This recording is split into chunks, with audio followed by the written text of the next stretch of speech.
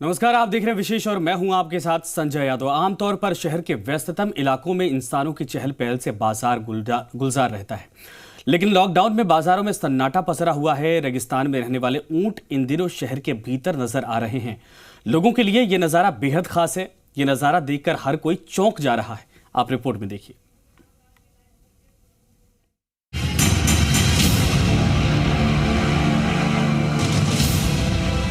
Corona virus ने पूरी दुनिया में तबाही मचा दी है, लेकिन इस चिंता के बीच प्रकृति अपने मूल स्वरूप में लौट रही है। नदियां साफ हो रही हैं, वायुमंडल से प्रदूषण गायब हो चुका है। लॉकडाउन में सड़कों पर सन्नाटा पसरा है, तो जानवर भी अब खुले वातावरण का लुत्फ उठाकर रिहायशी इलाकों में पहुंच जाते हैं। ये नजारा देखिए जो अपने आप में बेहद खास है। ये बाड़मेर शहर का सबसे व्यस्ततम इलाका है। कोतवाली इलाके में आम दिनों में इंसान की चहल पहल से सड़कें गुलजार रहती हैं, लेकिन देखिए रेगिस्तान के जहाज सड़कों पर मंडरा रहे हैं। ऊंटनी अपने बच्चे को दूध पिलाती नजर आती है, तो बाड़मेर शहर के भीतर जिसने भी ये नजारा देखा वो चौंक गया। शहर के भीतर ये नजारा बेहद खास है। हर कोई इसे अपनी आंखों में कैद कर लेना चाहता है। ये बाड़मेर का सबसे व्यस्ततम इलाका है, गांधी चौक। यहाँ ऐसी तस्वीर पहली बार देखी गई। ये आमतौर पर बहुत व्यस्त रहता है। आज यहाँ जो ऊंट का दूध पीते हुए जो है वो आज पहली बार देखा गया है, और यहाँ मतलब इस तरह के जो भी है पशुओं का वो यहाँ पहली बार है। ऐसा नहीं कि इन दिनों ये नजारा पहली बार बाड़मेर में दिखाई पड़ा हो, बल्कि कुछ दिन पहले ही लॉकडाउन में बालोतरा शहर के भीतर भी ऊंट का झुंड दिखाई पड़ा था। मैंने आमतौर पर मेन बाज़ार के अंदर ऊँट को आज मैंने पहली बार देखा। अभी मैं बच्चे के साथ में, अभी हमारे जो रमज़ान चल रहे हैं, तो रोज़ा इफ्तारी का मैं सामान लेने के लिए जा रहा था, तो बच्चे ने देखा कि अरे पापा ये देखो पुलिस कोतवाली के आगे 2 ऊँट और माँ और बच्चे आ रहे हैं। उसको बहुत आश्चर्य हुआ और मैंने भी देखा तो बहुत ही एक रोमांचक लगा। लॉकडाउन ने प्रकृति को इंसान के बेहद करीब ला दिया है। शायद उसी का असर है कि इस तरीके से बेजुबान जानवर जो कि आमतौर पर रेगिस्तान में रहते हैं, अब शहर की सड़कों पर नजर आ रहे हैं। भूपेश आचार्य, जी मीडिया, बाड़मेर। लॉकडाउन की वजह से कामकाज ठप हो चुका है, तो शादियों का मुहूर्त भी लॉकडाउन की भीड़ चढ़ता दिखाई दे रहा। बैंड बाजा और बारात की सारी तैयारियां धरी रह गई। अच्छी बात यह है कि लॉकडाउन में कई युवाओं ने न केवल बेहद सादगी से शादी रचाई, बल्कि सोशल डिस्टेंसिंग का भी एक नमूना पेश किया है।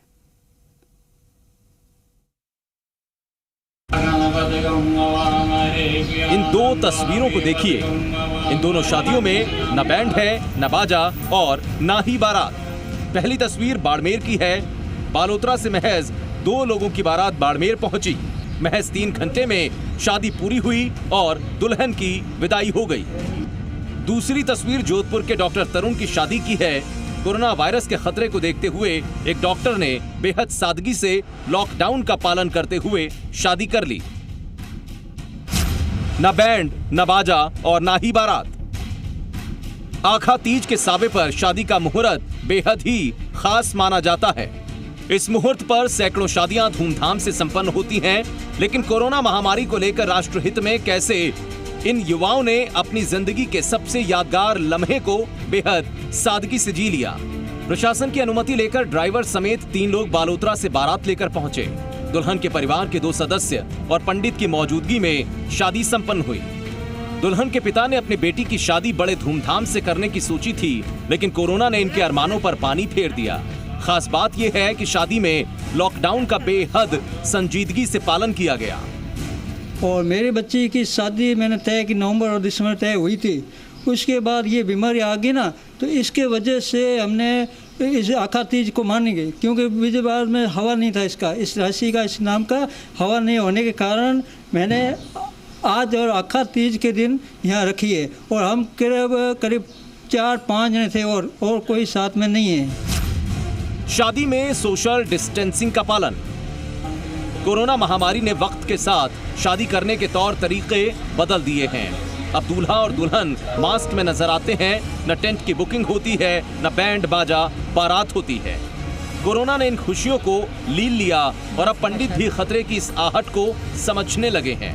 शादी में सरकार की हर गाइडलाइंस का पालन करते हुए लोग नजर आते हैं। हमारी खुशी तो बहुत थी करने की शादी, लेकिन ये कोरोना वायरस आने की वजह से हम खुशियाँ नहीं मना पाए।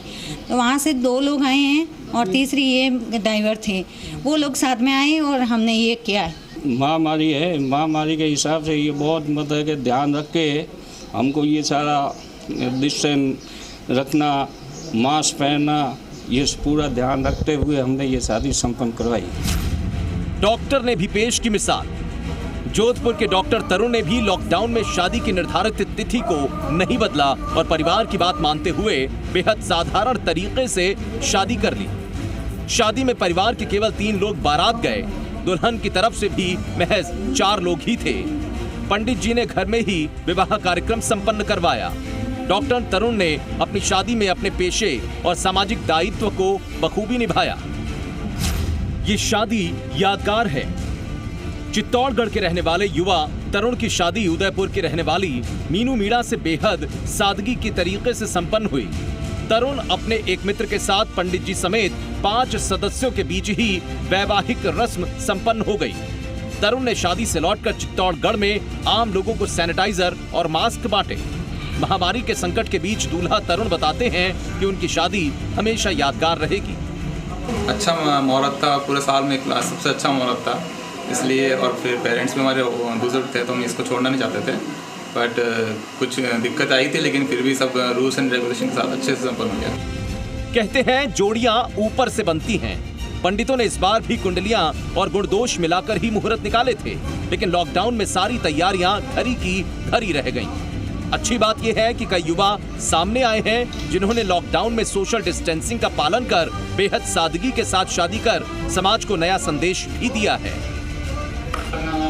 जोधपुर से अरुण हर्ष, बाड़मेर से भूपेश आचार्य और चित्तौड़गढ़ से दीपक व्यास की रिपोर्ट, जी मीडिया। इधर 12 के अंत में भी लॉकडाउन के चलते अक्षय तृतीया के अबूझ सावे पर सन्नाटा पसरा रहा। शादियां और सामूहिक विवाह सम्मेलन स्थगित होने की वजह से व्यापारियों में भी मायूसी देखी गई। अबूझ सावे पर धरे रह गए अरमान। कोरोना महामारी ने जिंदगी की रफ्तार को पूरी तरह से थाम दिया है, तो वहीं शादी के बंधन में बंधने वाले कितने ही लोगों के हसरतें अधूरी रह गई। क्योंकि इस बार शादियों का सबसे शुभ मुहूर्त माने जाने वाले अबूझ सावे पर बाजारों में सन्नाटा है। व्यापारी रो रहे हैं, मजदूर बेरोजगारी का दंश झेल रहे हैं, शादियों का गवाह बनने वाले मैरिज हॉल वीरान हैं। 12 में अबूझ सावे पर सैकड़ों युवाओं की शादी निर्धारित थी। टेंट, हलवाई, मैरिज गार्डन एडवांस में बुक किए जा चुके थे, लेकिन कोरोना महामारी में लॉकडाउन की वजह से सभी के अरमान धरे के धरे रह गए।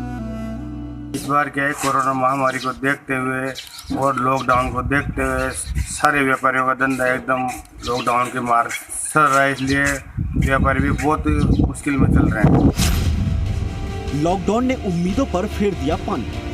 अबूझ सावे के मुहूर्त का न केवल शादी के बंधन में बंधने वाले युवाओं, बल्कि इससे जुड़े व्यापारी, बैंड वाले और पंडित तक साल भर इंतजार करते हैं। लेकिन इस बार लॉकडाउन ने सभी की आशाओं पर पानी फेर दिया है।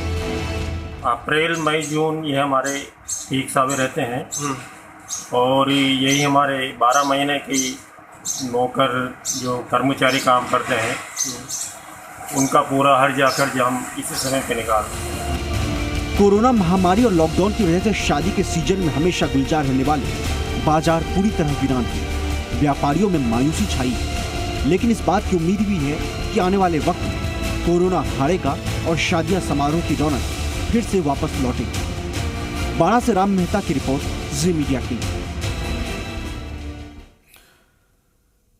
तो हमारे साथ हमारे 2 सहयोगी फिलहाल इस वक्त जुड़ रहे हैं। राजस्थान की रिपोर्ट और उनके शहरों की रिपोर्ट हम समझेंगे। देवेंद्र हमारे साथ हैं भरतपुर से, साथ ही अशोक सिंह भाटी इस वक्त अजमेर से हमारे साथ जुड़ गए हैं। देवेंद्र, सबसे पहले मैं आपके पास आना चाहूंगा। भरतपुर में भी लगातार कोरोना की संख्या बढ़ी है, लेकिन जिस तरीके से तमाम जो कल्चरल फेस्टिवल हो रहे थे या फिर कहा जाए कि तमाम इवेंट्स होने वाले थे, शादियां थी, दूसरे कार्यक्रम थे, वो सभी देखा जा रहा है कि लोग कम से कम लॉकडाउन का पालन कर रहे हैं। आज क्या तस्वीर है, क्या रिपोर्ट है आज आपके यहाँ की दोपहर को जारी हुई है, और जो साफ तौर पर जो ऐसे जो कार्यक्रम थे उनको लेकर भी क्या कुछ जानकारी है? देखिए, मैं आपको बताना चाहूंगा,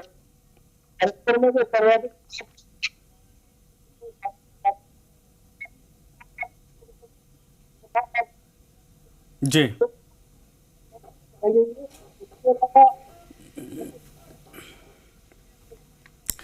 देवेंद्र, आपकी आवाज नहीं आ पा रही है। मैं रुक करता हूं अशोक की तरफ। अशोक, आपके पास आना चाहेंगे। अजमेर की रिपोर्ट आज की क्या कहती है?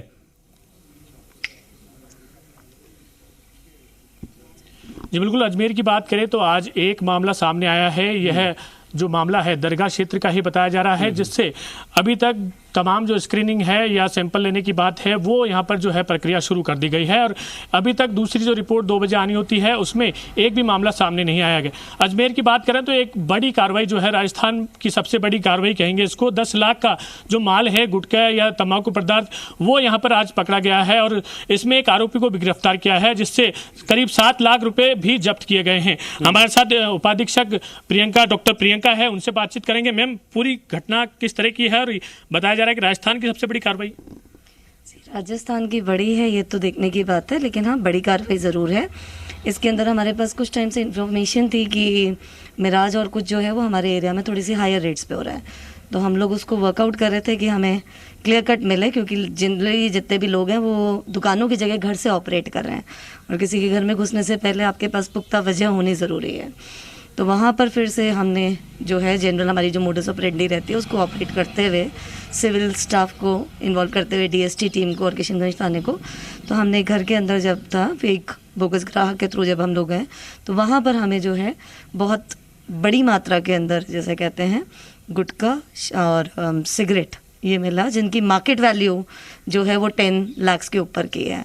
तो वो सेलिंग प्राइस में क्या रखता है वो तो उसकी बात अलग से है, और उसके पास से इस पूरे टाइम के अंदर जितना भी उसने खरीदा है वो अप्रॉक्सीमेटली 7 लाख का अमाउंट। और तमाम सुरक्षाओं के साथ साथ आपको अभी कोरोना वायरस से भी निपटना पड़ रहा है, किस तरह से व्यवस्थाएं आप 4 थानों को संभाल रही हैं? आज जो सब्जी मंडी को लेकर भी पटेल स्टेडियम में शिफ्टिंग की जा रही है, किस तरह की व्यवस्थाएं रहेंगी? जनरली हम लोगों का बहुत क्लियर है, जितनी भी चीज़ होती है वो एक टीम के ऊपर होती है। तो मैं थोड़ी सी ब्लेस्ड हूँ कि मेरी टीम बड़ी अच्छी है, तो मेरे 4 थानों के जो SHOs हैं वो मेरे साथ कंधे से कंधा मिला के यहाँ पर काम कर रहे हैं, तो इट रियली वर्क्स गुड। और जहाँ तक व्यवस्था है, हमारी मेन प्रायोरिटी रहेगी कि सोशल डिस्टेंसिंग का इम्प्लीमेंटेशन जितना इफेक्टिवली हम करा पाएंगे उतना हम अपने आप को सक्सेसफुल मानेंगे इस वाली चीज़ के अंदर, क्योंकि लोगों को रोज़मर्रा की चीज़ों मुहैया कराना ज़रूरी है। उसमें आप लॉकडाउन के अंदर उनको घर तक सीमित रख के अगर सुविधाएं नहीं देंगे तो वो रिटेलिएट करेंगे। तो उसी के मद्देनज़र ये जो है सब्जी मंडी, क्योंकि वो कंजेस्टेड एरिया था तो पटेल मैदान खुले एरिया के अंदर लेके गए, तो अभी हम उसके व्यवस्थाओं को रिव्यू इस तरीके से करेंगे कि हम मैक्सिमम जो है वो सोशल डिस्टेंसिंग और जो नॉर्म्स हैं इसके रिलेटेड सेफ्टी मेजर्स के उनको मैक्सिमम तरीके से फॉलो करें। भी आप इशू करेंगे? वो सारी व्यवस्थाएं देख रहे हैं। सब्जी वालों को तो बिल्कुल पास रहेंगे, जो वेंडर्स रहेंगे वो आइडेंटिफाइड रहेंगे कि कौन से वेंडर्स यहाँ पर सेल करेंगे और किस तरीके से रहेगा, लेकिन जो पब्लिक आती है उसके ऊपर थोड़ा सा चेक रखने की जरूरत है। प्रदेश में अजमेर ही सबसे बड़ा अव्वल है जिसमें गाड़ियों की जब्ती है, ये कार्रवाई अभी भी जारी है, लॉकडाउन तक जारी रहेगी? ये कार्रवाई जनरल जारी रहेगी। अगर लोग बाग अभी भी बेमतलब के बाहर निकल रहे हैं, क्योंकि अगर आप देखेंगे जैसे आपने कहा लॉकडाउन में सबसे ज़्यादा है, बट अनफॉर्चुनेटली हम लोग हॉटस्पॉट की तरफ बढ़ गए और नंबर्स बढ़े हैं, तो हम लोगों की मेन जो है प्रायोरिटी वो ये है कि लोगों को बचाना है इस बीमारी से, तो इसलिए लॉकडाउन के अंदर व्हीकल सीजर तो उसी तरीके से जारी रहेगा। जी, तो ये थी डॉक्टर प्रियंका, जिनका साफ कहना है कि इस दौरान अगर लॉकडाउन को कोई तोड़ता है तो उस पर सख्ती से कार्रवाई की जाएगी, लेकिन लोगों को सुविधा देने के लिए, लोगों को तमाम जो सुविधाएं हैं वो मुहैया कराने के लिए तमाम जो सुविधाएं हैं वो मुहैया कराई जा रही है। पुलिस की ओर से तमाम सुरक्षा के साथ साथ लोगों को सोशल डिस्टेंसिंग की पालना भी कराई जा रही है। जी बिल्कुल सही आपने कहा। अशोक और अंकित भी हमारे साथ जुड़ गए हैं जयपुर से इस वक्त। अंकित, आपके पास आना चाहेंगे। देखिए, अजमेर तो हॉटस्पॉट बन चुका है, लेकिन पुलिस से लेकर तमाम बड़े अधिकारी इस वक्त यहां पर मुस्तैद है और गाड़ियों को जब्त किया जा रहा है। कोई भी लापरवाही कर रहा है तो उसके खिलाफ तुरंत कार्रवाई की जा रही है। जयपुर भी हॉटस्पॉट है, जयपुर का रामगंज इलाका हॉटस्पॉट है, कई और इलाके हैं जहां से केसेस लगातार बढ़ते जा रहे, और पूरे राजस्थान के नंबर को देखें तो लगभग आधे के बराबर जयपुर का ही नंबर है। आज की रिपोर्ट क्या अभी तक आई है जो वो क्या संकेत दे रही है? और चूंकि सरकार की तरफ से जयपुर पर ज्यादा फोकस किया जा रहा, तो कोई आदेश ऐसा जिसको लेकर कहा जाए कि सतर्कता और बढ़ा दी गई? देखिए, जयपुर की बात करें तो अभी तक 18,525 सैंपल लिए जा चुके हैं जयपुर में कोरोना के लिए। इनमें से 827 पॉजिटिव केस मिले हैं, 25 की मौतें हो चुकी हैं और 222 पॉजिटिव से नेगेटिव भी हो चुके हैं और 52 लोगों को डिस्चार्ज किया जा चुका है। आज की अगर हम बात करें तो आज अब तक के जो आंकड़े आए हैं, पूरे प्रदेश में 2,234 कोरोना संक्रमित मरीज हो चुके हैं, जिनमें आज 49 मरीज सामने आए थे। जयपुर में उनकी संख्या 19 थी और जयपुर नंबर 1 पे आज के दिन बना हुआ है। उसके अलावा बात करें तो झालावाड़ आज दूसरे नंबर पे है, वहां पर 9 पॉजिटिव मरीज मिले हैं। टोंक तीसरे पायदान पर है, जहां पर 8 संक्रमित नए मरीजों की पुष्टि हुई है। उसके बाद जोधपुर का नंबर है। तो जाहिर है संख्या के लिहाज से आंकड़े लगातार बढ़ रहे हैं, जो कि लगातार चिंता में डाल रहे हैं। लेकिन लॉकडाउन के लिहाज की अगर हम बात करें तो प्रशासन, पुलिस और राज्य सरकार तीनों सतर्क हैं, सजग हैं और कोशिश कर रही हैं कि जो भी प्रभावित लोग हैं उन तक ना केवल राहत पहुंचाई जाए, साथ ही कोशिश की जाए कि उनकी स्वास्थ्य जांच और जो प्रभावित लोग आए हैं उन्हें जल्द से जल्द क्वारंटाइन भी किया जाए। और इसके लिए लगातार बैठकों का दौर जारी है। आज भी जयपुर में एक अहम बैठक जयपुर के लिए खास तौर पर हुई। जो जयपुर के नोडल ऑफिसर जो प्रभारी बनाए गए अजिताभ शर्मा, उन्होंने बैठक ली। जिला कलेक्टर वहां पर मौजूद रहे, साथ ही तमाम जो आरएस अधिकारी फील्ड में हैं उनसे 1-to-1 संवाद किया गया और पॉइंट वाइज उनसे रिपोर्ट मांगी गई कि वर्तमान में स्थिति कैसी है, क्योंकि कुछ जगहों पर रिलैक्सेशन दिया गया है, दुकानें खोली गई हैं, इंडस्ट्रीज संचालित हो रही हैं, सरकारी विभागों में भी कर्मचारी थोड़े थोड़े आने लगे हैं। तो ऐसे में थोड़ा असर सड़कों पर भी दिखने लगा है। लोग कुछ इलाके हैं जहां पर अब आवाजाही अधिक हुई है, तो ऐसे में अधिक सतर्कता की जरूरत है। यही वजह है कि अभी अगर प्रदेश भर के आंकड़ों की बात करें तो अब तक 87,777 सैंपल लिए जा चुके हैं। इनमें से 2,234 की नेगेटिव रिपोर्ट आई है, 80,330 लोगों की नेगेटिव रिपोर्ट आई है और 4,713 पेंडिंग है।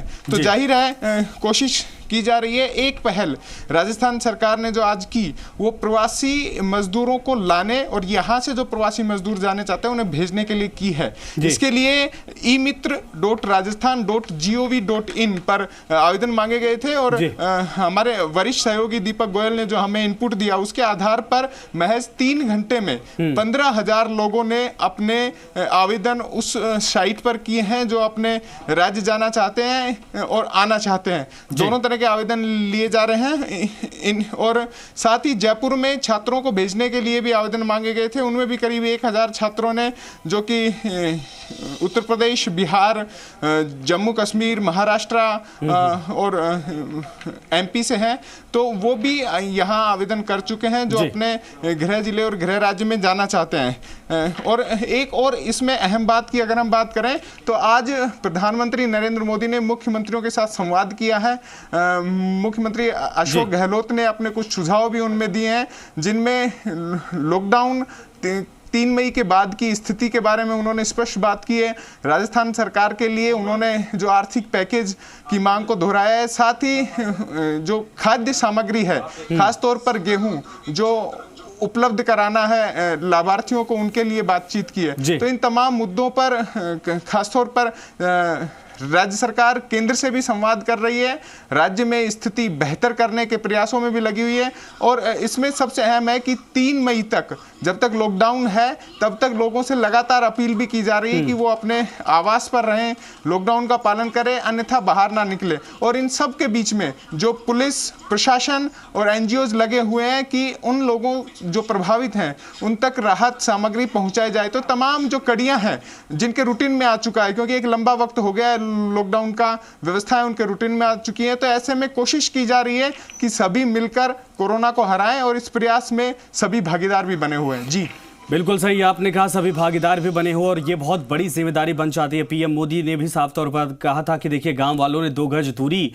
का जो एक संदेश दिया है वो सबको मानना पड़ेगा, चाहे शहर में हो चाहे गांव में हो, क्योंकि यही एक तरीका है जिसके जरिए इसको खत्म किया जा सकता है। देवेंद्र के पास चलेंगे, लेकिन अशोक मैं दोबारा मैं आपके पास आना चाहूंगा।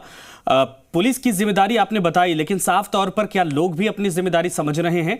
क्या लोगों को इस बात का एहसास हो चुका है कि भाई दूरी रखना ही, घरों में रहना ही, सोशल डिस्टेंसिंग का पालन करना ही सबसे बड़ी जो इसके पूरे बीमारी का इलाज है?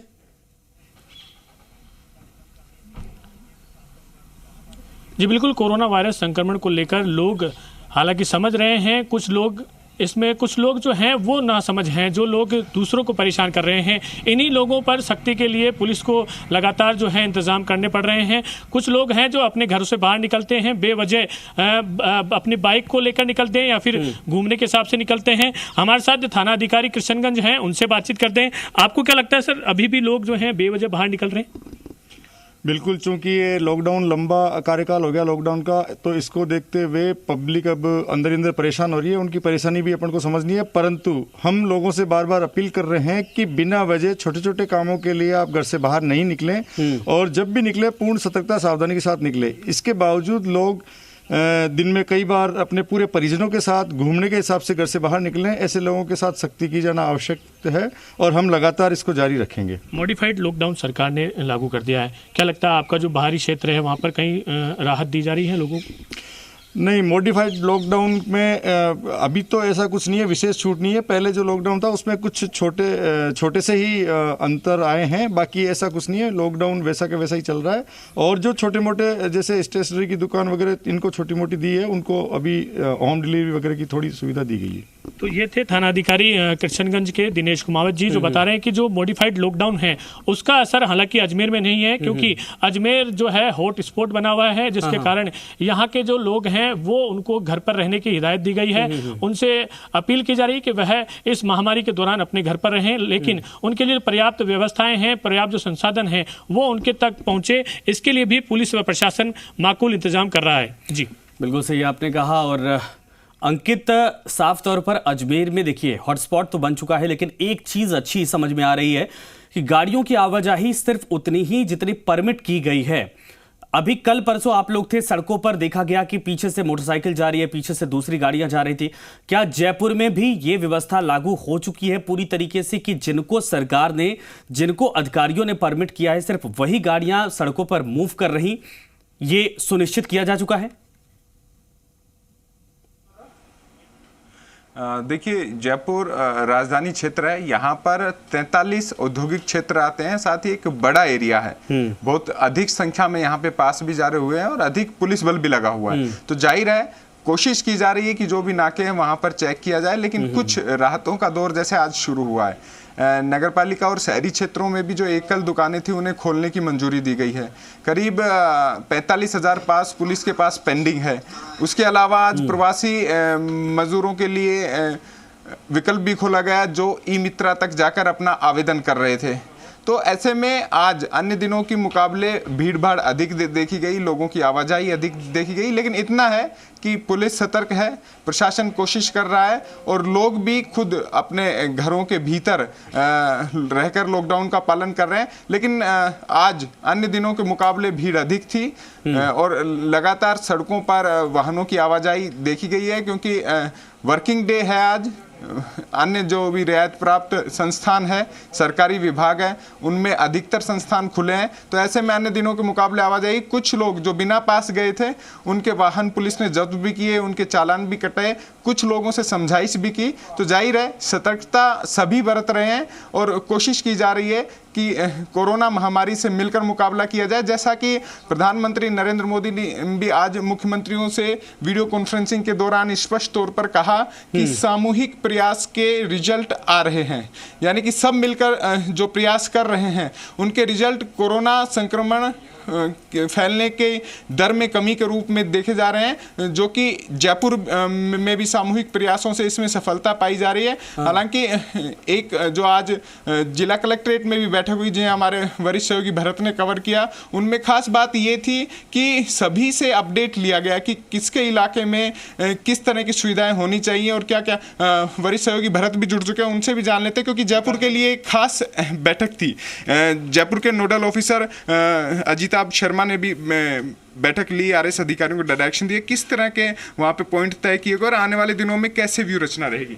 देखिए, लगातार सरकार भी मॉनिटरिंग कर रही है। आज जो जयपुर जिले के नोडल अधिकारी हैं अजिताभ शर्मा, उन्होंने सभी आरएस अधिकारियों के साथ बैठक ली, जो लगातार जिले में स्थितियां देख रहे हैं, क्वारंटाइन सेंटर की बात हो या एपिक सेंटर की बात हो। उन्होंने सभी को डायरेक्शन दिए कि जयपुर जिले में किसी तरह की कोई परेशानी नहीं होनी चाहिए। जहाँ भी ज़रूरतमंद व्यक्ति हैं उन तक राहत सामग्री पहुँचाई जाए, पर्याप्त चिकित्सा सुविधाएँ उनको मुहैया करवाई जाए और ज़्यादा से ज़्यादा संक्रमित व्यक्ति हैं उनको चिन्हित किया जाए और सरकार तक इसकी रिपोर्ट सही पहुंचाई जाए। ये तमाम डायरेक्शन थे जो उनको अधिकारी। पिछले दिनों से एक सवाल ये भी उठ रहा था कि सरकार ने जो टेस्टिंग जो जांच होती थी, टेस्ट के लिए सैंपल लिए जाते थे, उनकी संख्या कम कर दी है, खासकर जयपुर में। निशाने पर भी आए थे चिकित्सा मंत्री, किस तरह देखते हैं आप?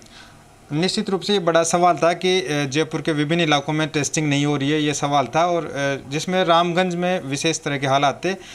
कई बार ये भी सामने आ रही थी कि लोग बाहर नहीं आ रहे हैं, लेकिन आज चिकित्सा मंत्री खुद साफ कर दिया कि ऐसी कोई बात नहीं है। लगातार सरकार टेस्टिंग बढ़ा रही है और ये जो खबरें चल रही है भ्रामक, उन्होंने इसको भ्रामक बताया।